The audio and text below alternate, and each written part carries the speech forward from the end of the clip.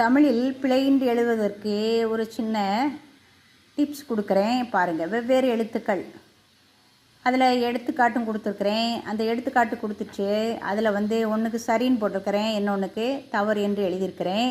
இதை நாம் எப்படி அதை கடைபிடிக்க வேண்டும் என்பதற்கு சின்ன எடுத்துக்காட்டு கொடுக்குறேன். அதை நீங்கள் பாருங்கள். இப்போ இதில் பாருங்கள், முதலில் மற்றும் இடையில் வரும் வரிசை உயிர்மை எழுத்துக்கள் அதில் 7 கொடுத்துருக்குறேன். அந்த 7ல் அந்த நேவை மட்டும் சர்க்கிள் பண்ணியிருப்பேன்.